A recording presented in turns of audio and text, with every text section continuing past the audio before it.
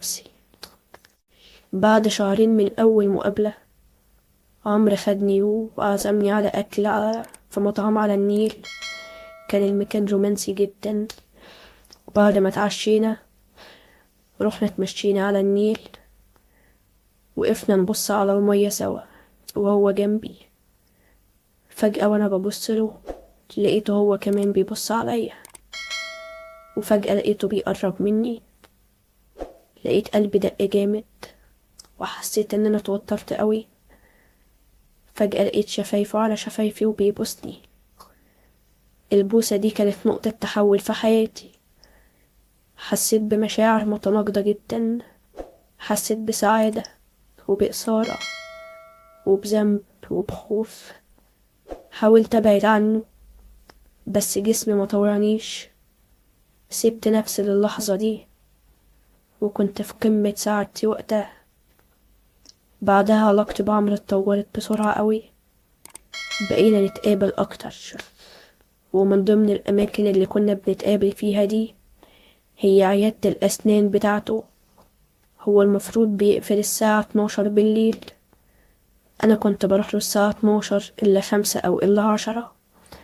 ولما كل الناس اللي في العيادة بيمشوا بيروح هو قافل باب العيادة علينا. وبما إنه مطلق ومش متجوز كنت بحس بلهفته عليا أول ما بيقفل الباب. وبصراحة أول مرة رحت له العيادة بتاعته عمل معايا علاقة كأننا متجوزين بالظبط. ومن ساعتها وأنا حسيت إن بقى في حد في حياتي هيعوضني عن غياب جوزي. بس بعدها قلت إني مش هروح تاني عشان كده خرجت. بس للأسف ما قدرتش. بقيت أحس كل فترة إني محتاجة له، وغصب عني كنت بروح له. كنت عارفة إن اللي بعمله غلط بس ما قدرتش أوقف اللي بعمله. كنت كل ما أفكر في تامر كنت بحس بالذنب، بس في نفس الوقت بلاقي نفسي ببرر اللي بعمله عشان هو اللي سابني. وفي الشغل زمايلي لاحظوا عليا إن أنا متغيرة، وقالوا لي إن أنا بقيت أجمل وبقيت بضحك على طول في وشهم. بس هما طبعا ما يعرفوش السبب في كده إيه. بعد 7 شهور من سفر تامر رجع مصر أجازة لمدة أسبوعين. كنت خايفة وقلقانة ومتوترة جدا. لما رجع حسيت إنه غريب عني، بس أنا حاولت أتصرف كأني مفيش حاجة يعني وإني طبيعية. بس طبعا كان في حاجز بينا، وهو حس بالتغيير ده وسألني كذا مرة إذا كان في حاجة ولا لأ. وأنا بصراحة كنت بنكر وأقول إن كل حاجة تمام ومفيش حاجة. لما أجازته خلصت ورجع الكويت حسيت براحة غريبة، بس كمان حسيت بالذنب. وقررت أنهي علاقتي بعمرو وأحاول أصلح علاقتي بتامر تاني. كلمت عمرو وقلت له إن اللي بينا ده لازم ينتهي وإني مش هجيلك العيادة تاني. زعل مني وحاول يقنعني أغير رأيي، بس أنا صممت. بعد ما قطعت علاقتي بعمرو دخلت في حالة اكتئاب شديدة قوي. حسيت إني خسرت حاجة مهمة قوي في حياتي.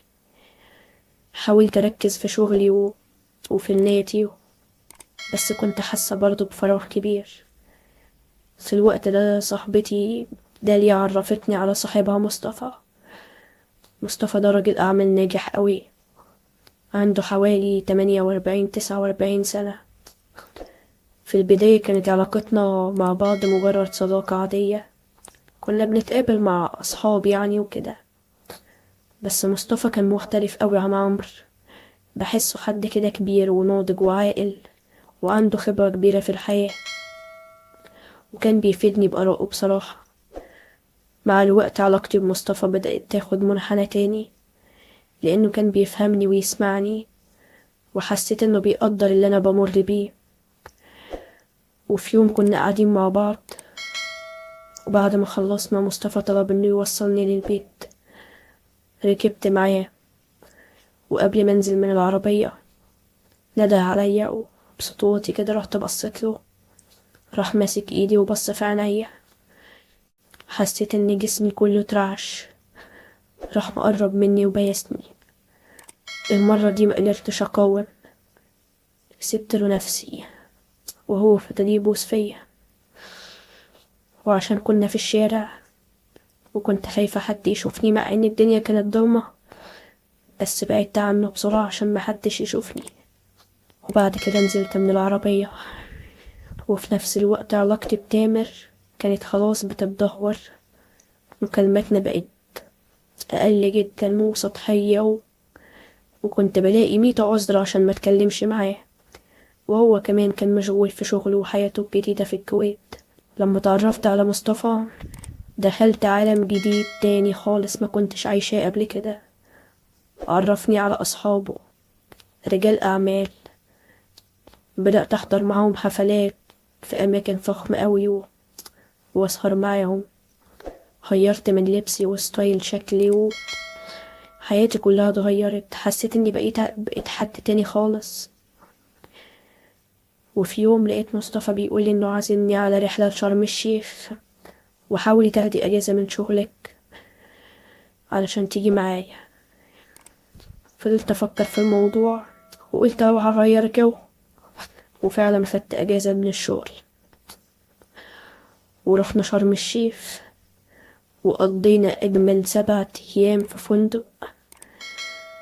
بس طبعا مصطفى كان بيجي الأوضة بتاعتي كل يوم بالليل وينام معايا، رغم إنه كبير في السن عني، بس ده ما حسيتهوش خالص وهو نايم معايا.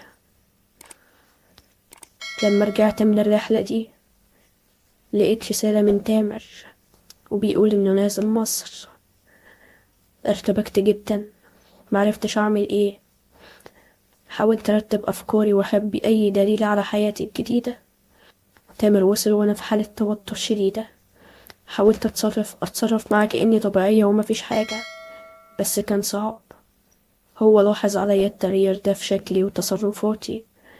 سألني كتير عن سبب التغيير ده، وأنا كنت بقوله لا أنا تمام مفيش أي حاجة خالص. في نص الأسبوع لقيت تامر فاجئني وقال إنه هيقعد خالص في مصر، مش هيرجع تاني الكويت خالص، لأنه حس إن في حاجة غلط بتحصل وإنه لازم يصلح الأمور اللي ما بينا. الخبر ده صدمني، ما كنتش عارفة أفرح ولا أسعد. بعد ما تامر رجع من الكويت كنت مرتبكة قوي. كنت فرحانة إنه راجع وحاسة إن دي فرصة كويسة عشان نصلح حياتنا، ومن ناحية تانية كنت خايفة من التغيير اللي حصل فيا وفي حياتي. قررت إني أنهي علاقتي بمصطفى. كان القرار صعب بس حسيت إنه لازم. رحت متصلة بيه وقلت له إن أنا جوزي رجع ومش هينفع أكون معك تاني أو نتكلم مع بعض تاني. زعل جدا وحاول يقنعني أسيب تامر وأكمل معاه هو، وقال لي إنه هيعمل لي أي حاجة نفسي فيها. طبعا أنا رفضت. والشهر اللي كان قبل رجوع تامر ده كان صعب قوي عليا، لأني حاولت أرجع لحياتي القديمة. غيرت في لبسي وستايل شعري وقطعت علاقتي بمعظم الناس اللي اتعرفت عليهم في الفترة اللي فاتت. حسيت إني بضيع جزء مني، بس قلت لنفسي إن ده هو الصح. تامر رجع وأنا لسه مش جاهزة.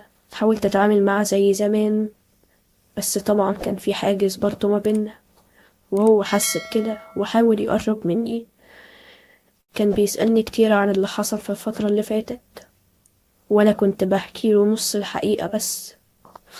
الأسابيع الأولى كانت صعبة عليا قوي. كنا بنحاول نرجع زي زمان، بس كان واضح إن خلاص في حاجات اتغيرت كتير قوي. تامر كان حنين ومهتم بيا جدا، وأنا كنت بحاول أبدله نفس الاهتمام ده، بس من جوايا كنت حاسة إن أنا في صراع. في يوم واحنا قاعدين في البلكونة لقيت تامر بيسألني بيقولي هو في حد في حياتك؟ في حد غيري في حياتك؟ السؤال ده حسيت إن هو جه في دماغي. حسيت إن قلبي هيقف. معرفتش أرد عليه. سكت وقعدت أعيط. ساعتها تامر عرف إني مش بحبه وإن في حد تاني في حياتي، وغصب عني حكيت له عن علاقاتي اللي عملتها بس طبعا ما عرفتوش ان حد منهم نام معايا. الكلام ده كان صعب علينا احنا الاتنين وانا بحكيله. قعدنا نعيط ونتكلم لساعات، وفي الاخر وصلنا لقرار صعب واتفقنا على الطلاق. وفعلا مشينا في اجراءات الطلاق واتطلقت منه. بعدها بدأت اسامح نفسي ببطء. فهمت ان الندم والحكم على النفس مش هيغير حاجة، وان الاهم هو اني اتعلم من اخطائي وابقى انسانة تانية واحسن. علاقتي باهلي بدأت تتحسن. ماما وقفت جنبي وسندتني،